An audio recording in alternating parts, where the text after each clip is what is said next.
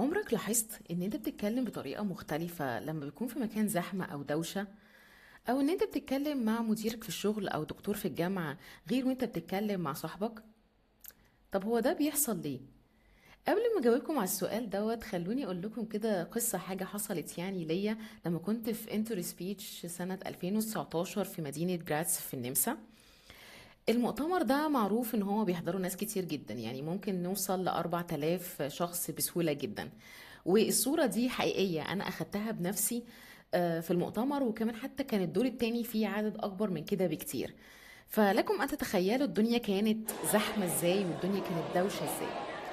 في الوقت أنا كنت مع واحدة صاحبتي وقلنا نتفرج كده على الشركات بتعرض ايه. وكان في شركة اللي هي فرحت اللي هي بتاعة السوشيال روبوتس، وكانت عارضة السوشيال روبوت بتاعهم ان احنا ممكن نتراكت معاه ونلعب لعبة. فقلت ليه لا، يلا بينا.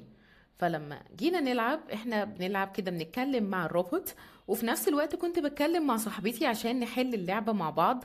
وفي نفس الوقت كمان كنت بنكلم مع الشخص اللي هو من الشركة اللي هو مفترض بيسوبرفايز يعني العملية كلها. فالموضوع لفت نظري جدا ان انا بتعامل مش بنفس الطريقة مع الثلاث اشخاص. يعني طبعا كنت بتكلم مع الروبوت بطريقة هادية، وان انا بحاول اكون مور كلير يعني ويكون صوتي واضح اكتر. في حين وانا بتكلم مع صاحبتي عادي كنت مور كاجوال.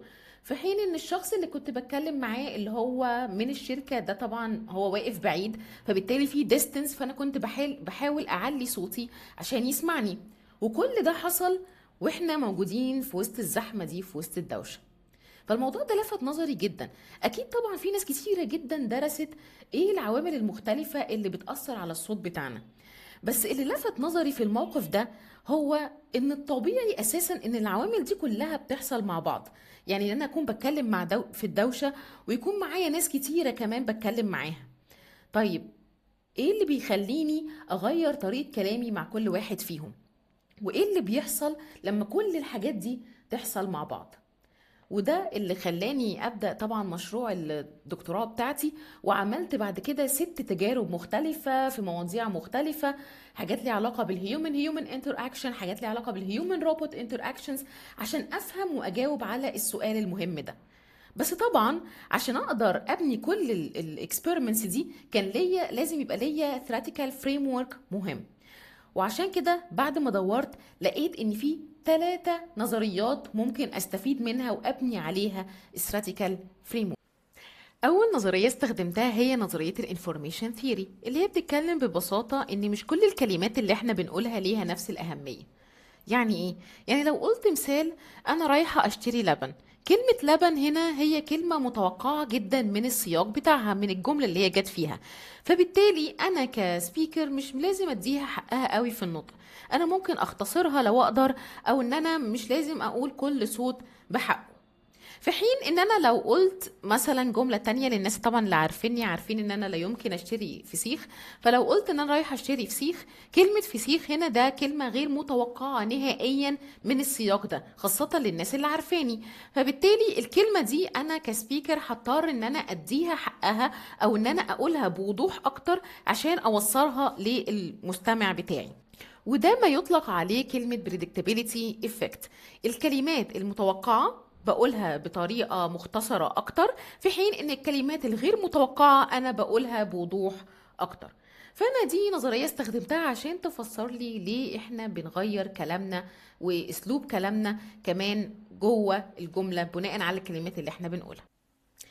تاني نظرية مهمة معانا استخدمتها هي نظرية الهايبو and hyper articulation.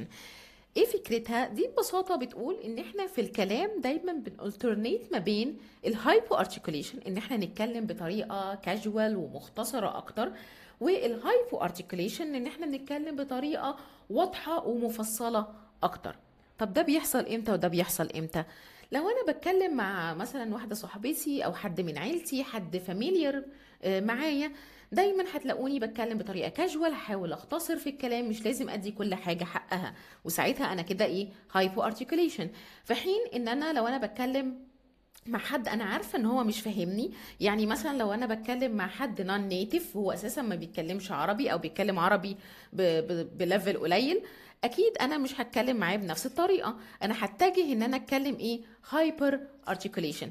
الهايبر ارتكوليشن في ان انا بتكلم بطريقه واضحه جدا، بنطق كل صوت بطريقه واضحه، وان انا هكون بتكلم بسبيكينج ريت يكون قليل عشان توصل لهم المعلومات بطريقه واضحه.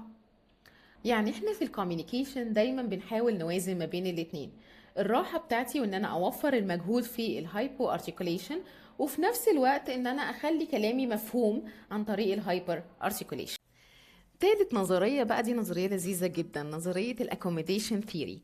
دي بتتكلم ان احنا ازاي طريقة صوتنا او صوتنا بيتغير، وكمان مش الصوت بس، اللغة كمان بتتغير بناء على الشخص اللي احنا بنتكلم معاه.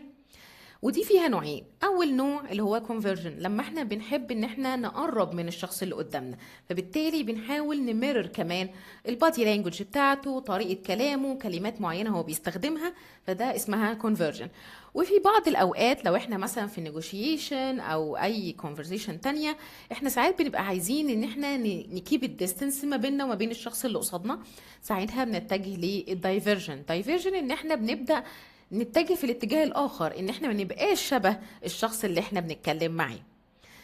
وده طبعا ظهر كتير في الدراسات بتاعتي، ان احنا لما بنكون مثلا بنتكلم مع صديق او حد احنا نعرفه كويس، عادة احنا بنحاول مع الوقت بنقرب معاه. بمعنى ايه؟ يعني احنا بنتكلم مع حد هو شخص سريع جدا، السبيكنج ريت بتاعه سريع جدا، احنا مع الوقت هنلاقينا صوتنا كمان او طريقة كلامنا بقت سريعة شوية.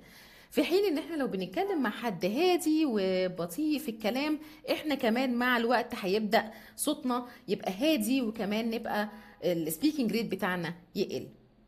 فالنظرية دي بتقول ان كمان العلاقات الاجتماعية ما بيننا وما بين الناس اللي بتتكلم بتأثر على طريقة كلامنا، مش مجرد بس ان احنا بين البيئة المحيطة بينا لو في نويز حوالينا او لا.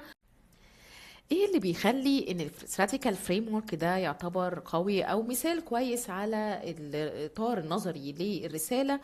هو اولا ان هو ما كانش معتمد على نظريه واحده. يعني انا استخدمت 3 نظريات مختلفه ليستعيدني عشان افسر النتائج بتاعتي، او احنا ليه بنقدر نغير طريقه كلامنا. بس طبعا ناخد بالنا من حاجه، ده كان استراتيكال فريم ورك لرساله دكتوراه. لو احنا في مشروع تخرج او حاجه مثلا ماسترز او حاجه اقل من كده، لا احنا ممكن يبقى عندنا نظريه واحده بس يكفي جدا، مش لازم نتجه لاكتر من نظريه. تاني حاجة ان النظريات اللي انا استخدمتها دي جاية من مجالات مختلفة. يعني مثلا الانفورميشن ثيوري دي اساسا ماثيماتيكال ثيوري، نظرية رياضية، في حين ان الاكوموديشن ثيوري ديت نظرية في سوسيولوجي، في علم الاجتماع. فده بيدي ان احنا بنبص على نفس الظاهرة اللي انا هدرسها، ولكن من زوايا مختلفة عشان نكمل بعض. تالت حاجة ان هما لازم ال3 نظريات دول، طبعا بعد ما شرحتهم انتوا ممكن تاخدوا بالكم ان في تشابه ما بينهم، ان في هما بيبصوا على نفس الحاجة ولكن من زوايا مختلفة. والنظريات دي بتكمل بعض عشان تساعدني ان انا، او ساعدتني ان انا اجاوب على سؤال بسيط جدا: احنا ليه بنغير طريقة كلامنا اعتمادنا على البيئة المحيطة بينا وكمان الشخص اللي احنا بنتكلم معاه. فاحنا كده اتكلمنا عن الستراتيكال فريم ورك وادينا مثال عليه عشان تقدروا تستخدموه كمان في مشاريع التخرج ليكم. في فيديوهات تانية جاية بإذن الله، ولكن لو انتوا في مواضيع معينة عايزين نتكلم فيها، يا ريت تكتبوا لي في الكومنتات او تبعتوا لي رسالة عشان اعملها لكم بإذن الله. شكرا.